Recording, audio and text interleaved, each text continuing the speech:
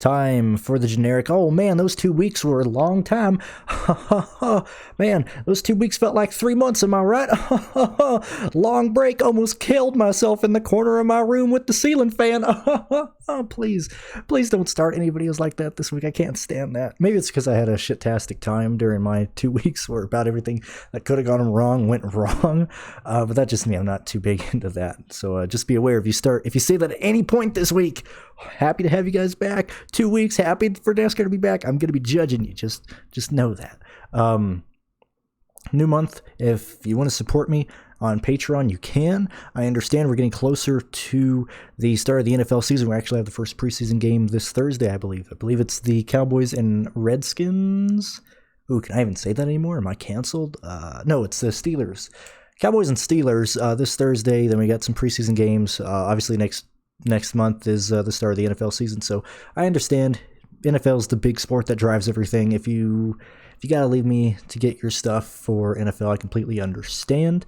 If not, thank you for sticking around. Thank you for supporting me, supporting the channel, supporting what I do, and hopefully we can end this year on a pretty strong note. So I want to kind of do an early look here of the race at the Glen this week, and then kind of, a rundown of the road courses we've seen this year in case your mind's a little foggy, because that was such a long time away from NASCAR. Starting with Daytona, obviously we had that yellow for the mist, for the rain, which, I was going to make another video during the last 2 weeks, but I didn't really care along with the stuff I had going on of just how I gotta stop complaining. We're killing somebody at Daytona, but in the grand scheme of things, like looking back at this caution at Daytona, it was an omen for the entire year. So we get the Phantom caution on lap 58. When you're looking at where people were running on lap 58 or 57, I think the caution came out like 57, 56, somewhere around there. The leader of the race was Chase Elliott. He would end up finishing 21st. The guy running second at that time was Christopher Bell. He would end up winning the race. This basically just helped Christopher Bell win the race because he had no chance of catching Elliott. And then we had 2 more cautions brought out after the quote-unquote rain caution when they were supposed to put on rain tires, but it wasn't raining. Somebody put on rain tires, so Hemrick wrecked in turn 3 on lap 60. And then we had another incident on lap, on lap 62. Anyway, so the end of the race was jumbled up because we had that late race yellow.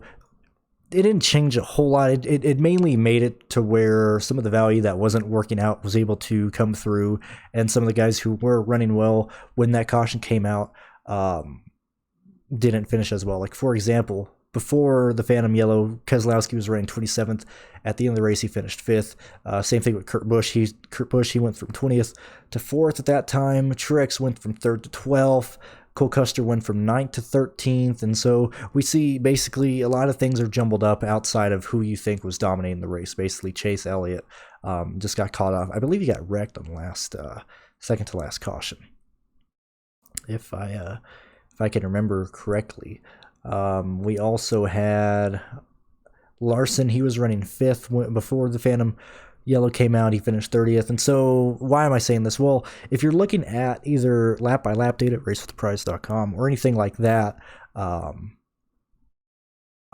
would basically just look at that 16 how many laps was that? 19 lap run between lap 38 and 56 for the Daytona road course. Everything outside that is kind of thrown out for me because I don't think you can really learn much from the last 10 laps or last 15 laps that were just cautions. And okay, now that we leave the Daytona road course, we get back to the Texas race at Road America, which is absolutely useless data. Not even going to bother looking at COTA. When you get to the road course at Sonoma, we kind of run into the same thing as the road course at Daytona because we ended up having a late race yellow that really shook a lot of things up. Really moved me. Shook. I wish I should have been recording my face. It was just a big old capital. Shook things up. So lap 72, we get a yellow. And it basically yet again, it really, really messed around with a lot of the value that was going to work and that didn't work. And then we had a crash on the final lap. Actually, on the final corner on lap 92, we have Ryan Newman, Michael McDowell spin out. A few laps before the yellow that brings, or the thing that brings that yellow out, was Anthony Alfredo spinning. It took out Eric Almirola. He spun around as well. Somebody else I can't think of at the top of my head right now. But so basically 3 races in a row. So we got the Daytona Road Course, which was a mess because we had yellows at the end of the race. COTA was a mess because it was raining. Between lap 87 and 92 at Sonoma, we had the 51, 37, 21, 38, 20, 12, and 48 all getting crashes. And then, oh, I totally forgot about lap 78. So we had 24, 48, 4, 43, 27, and 42 wreck in turn 1 at the Safe Mart this year. And so if you want to basically look at how guys are doing in speed, obviously you can look at the whole race, like who's consistently finishing up front, Chase Elliott, who's consistently running fast, the Hendrick cars, but really just that 27 lap green flag run between lap 45 to 71 would be what I would look at for Sonoma. Really the only race that has really gone green this year that we can kind of look at in terms of who's good on road courses or who's consistent, what team is bringing consistent cars to the racetracks, is Road America. And stupidly enough, almost half the field pitted because they were hoping a yellow would come out. And so, for example, you had obviously all the chalk came through because yet again I called it on the live stream. I was like, oh dude, this race is over. This is so stupid, man. Just play the chalk and it'll work out. If you don't play the chalk, you're just hoping for chalk drivers to wreck. But let's take a gander at who really gained positions towards the end of this race. And it was mainly between positions 13th and 36th. And so you have a lot of things happen within the last run at Road America. Let me look. Let's see. So Anthony Alfredo stops, and we have a 17-lap run to the finish at Road America. And we have Alex Bowman get a flat tire. Larson spins, hits Bowman. I believe Bowman got a flat tire. You see people like Eric Almirola, who stayed out under the last yellow. He starts first and slowly falls back down through the field and finishes 14th. Eric Almirola, Kurt Busch, and Bell were the 3 main guys to put in and out of the optimal lineup. So basically, Christopher Bell drives from 7th to 2nd in this 17-lap run. Eric Almirola falls from 1st to 14th, but he's out on old tires. He was pretty much a 22nd place car all day. You have people like Ricky Stenhouse Jr., who not only had to pit under green like 3 times because he kept having tire issues under the entire race. He starts 33rd on lap 45. He ends up finishing 12th because, yet again, like I said, a lot of people pit hoping for a caution to, basically leapfrog over the guys who were fast the entire race. People like Chase Elliott, people like Kyle Busch, people like Denny Hamlin. We saw Chase Briscoe run extremely well at Road America. We had Ross Chastain take advantage of people pitting pretty much through that last 17-lap run. He started 20th on the final restart and ended up finishing 17th. And I think he only made like 3 or 4 quality passes, like actually under green. Everything else was made throughout people pitting. Reddick went from 12th to 8th in that race. Martin Truex Jr. went from 18th to 9th, yet again because a lot of people pitted. Dillon was in that weird range to where he really wasn't able to capitalize on people pitting because he started 14th. He finished 11th, so he only gained 3 positions from that, whereas you had Keselowski going from 21st to 13th. I already said Eric Almirola kind of fell back a little. You had Logano, oddly enough, start 13th, work his way up to 10th, and then get passed in that last run. He finished 15th. Obviously, Larson had the issue. Custer went from 21st to 17th. And why am I explaining this again? Well, this is kind of yet again a situation to where the finishing positions that we've seen this year have really not been the guys who deserve those positions. It's really been the guys who have just either survived the last lap chaos at the Daytona Road Course, or maybe not last lap, but last 10 laps, 12 laps. The Daytona Road Course had that phantom caution that basically brought out 3 more, or 2 more. Daytona Road, or Coda was ran in the rain.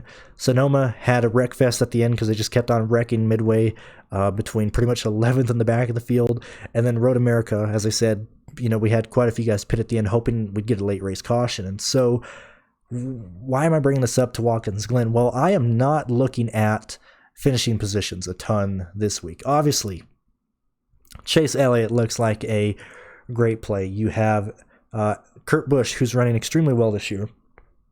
Excuse me, on the road courses. Martin Truex Jr. obviously going to look well.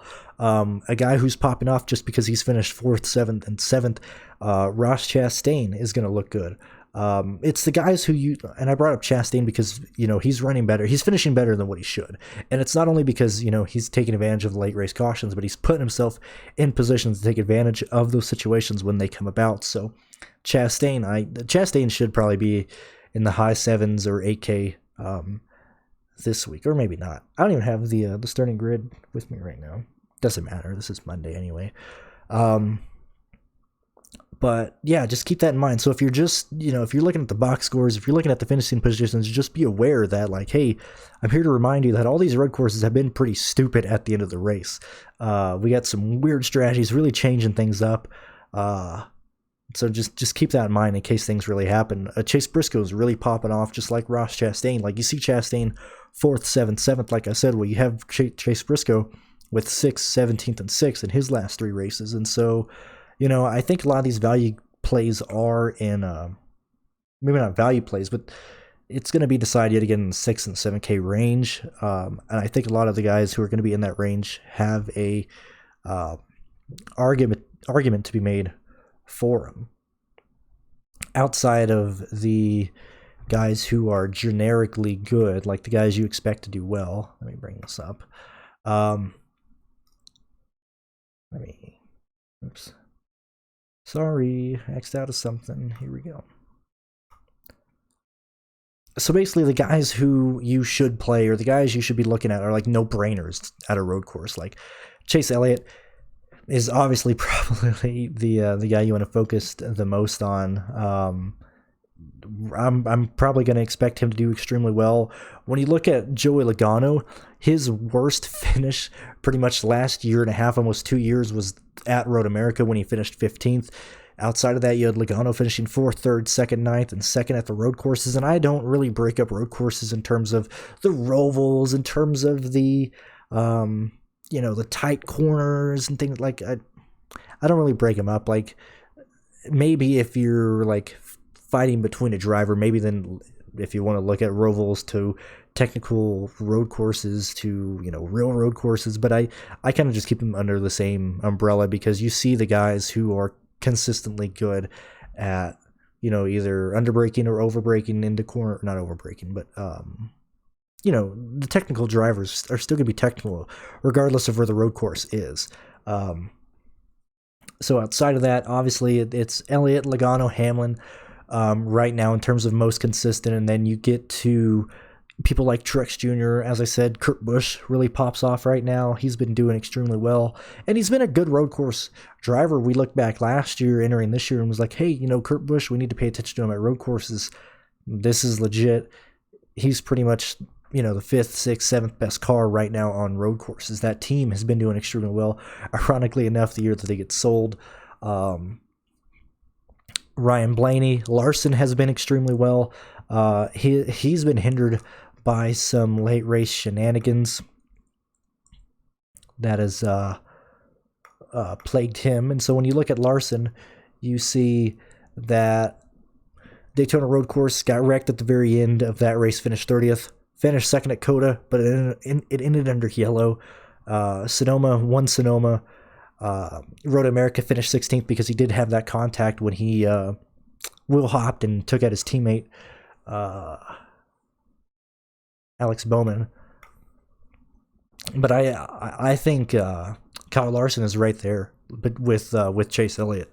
I think it's Kyle Larson and Chase Elliott going into this race. We look back, and if you look back far enough, you'll see drivers like Keselowski popping off. You see drivers like Kyle Busch popping off at Watkins Glen. I'm not really focusing on past track history. I'm mainly focusing on how they've ran this year. Like that's pretty much what I'm basing it on. So if you were looking at a ton of history going back to, like, say 2018, you would see that Kyle Busch was pretty much a lock for a guaranteed top 10, and then he had a run of 5 races to where he was in the 30s. This is all road courses, and then his last 3 races have all been top 10s, and so that I'm just looking at this year. I'm just focusing on this year. I'm not looking too much into track history. After that, you have drivers like Kevin Harvick, who hasn't really been as consistent as we're used to seeing from Harvick at the road courses. I don't necessarily see Harvick being a slam dunk play this week unless his pricing is just really, really bad. William Byron has had a pretty much abysmal season so far. Man, I'm rusty. Wow, that 2 weeks was a long time. I'm pretty rusty and back into this. Looking at Byron, so Daytona road course, finished the lap down, got in a wreck there. At Sonoma, got in a wreck on lap 76. At Road America, I believe they were one of the first to pit, which is why he finished 31st. Just went blank on what happened to Byron at Road America right now.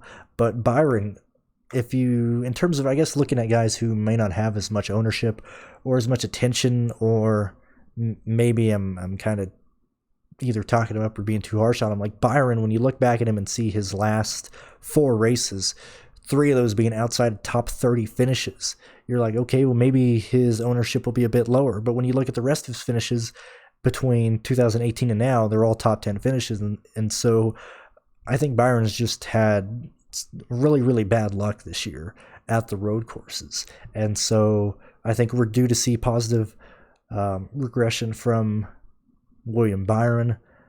Same thing can be said about Christopher Bell. I know he just finished 1st and 2nd in 2 of the races this year, but he's also finished 38th and 24th.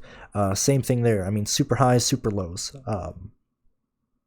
We just need things to go well for these guys. Hopefully I'm making sense here. Kind of just bringing this up as I kind of refresh myself on how piss poor the competition has been this year at the road courses. I think that'll be it. I think that's a quick little summary. Maybe not really a preview, but kind of a summary of the road courses this year, kind of just to get you back in, because, we've been gone for 2 weeks. It's been a long time. You're focused on NFL season, blah, blah, blah. Anyway, thank you guys for listening. Check out the Patreon if you want to support me, or send me a tip through PayPal. If not, just tune into my stuff, watch the live shows this week, and we'll talk about more stuff later this week related to Watkins Glen. Thank you.